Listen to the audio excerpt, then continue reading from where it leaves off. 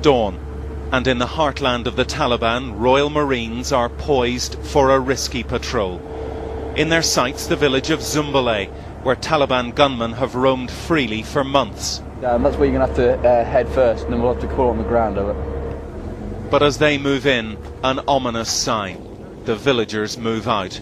Fear was written all over small faces. We've got people flooding out of the area quickly to our northeast. The troops call it a combat indicator. Armed men moving into position in compounds. The Marines enter the village, and for hours they patrol without incident. But the Taliban were waiting for their moment.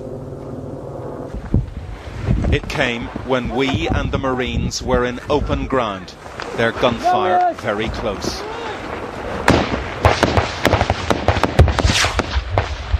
We crawl along the ground, dragging the camera with us.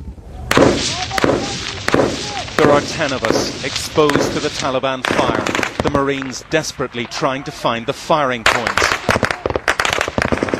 Where are you? They see not one but 2 Taliban positions and call us forward into cover. Hey! Come in cover! Crawl!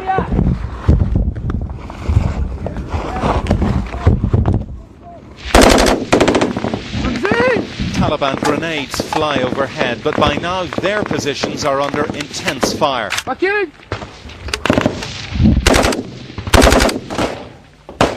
Under covering fire, we reach the wall of a compound and half a dozen Marines. Next one, mini-me!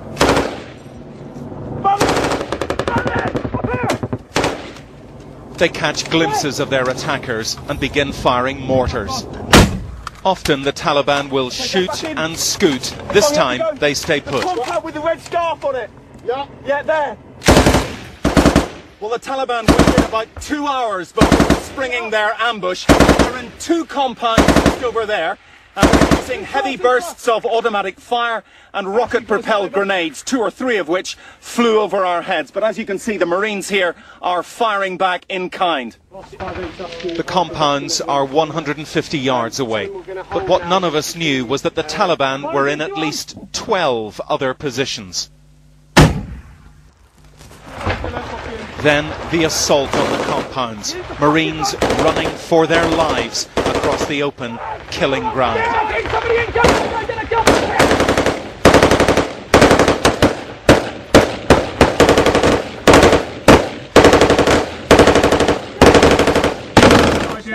The Taliban hold their ground and hit back.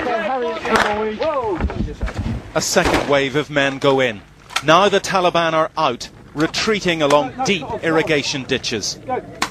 Right, the Bravo can see leakers from that building. He's adjusting across to hit them. Right, it's on fire now. But we were about to discover that the Taliban weren't finished. I'm now just following up into those compounds to clear them to see if the Taliban are still there. But it's not over yet. It's not over yet, but you know, these things, you know, we're not trying to clear the whole way through this village. Oh, it was quite close. It was close. A rocket fired from long range. By now, the Taliban were using 6 kinds of weapons, like the Marines.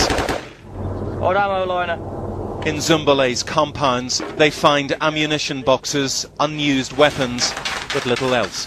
The Taliban had pulled back, taking their guns, grenades and mortars with them. But they were radioing for reinforcements. After a firefight that had lasted 2 hours, the troops began to withdraw. The problem for the Marines is there was only one way into this village, and there's only one way out, and this is it. We left passing the poppy fields that provide the world with most of its heroin, poppies and trenches, and the sound of artillery shells whizzing overhead. It could be Flanders in World War I, but here there were no British casualties. We assaulted the compound successfully, killed at least 4 enemy Taliban with weapons. That's confirmed. Confirmed, we saw them there dead. So a very successful day. Seized 2 weapons and killed 4 enemy. But the battle had raged across 2 miles. A dozen Taliban were dead, twice that number fled. So, on one morning, in one village, Marines had confronted their enemy and won. But the Taliban will be back. They are playing the long game on their ground, and they are many. and there are many villages, hundreds, and a long war ahead. Bill Neely, ITV News, Zumbale.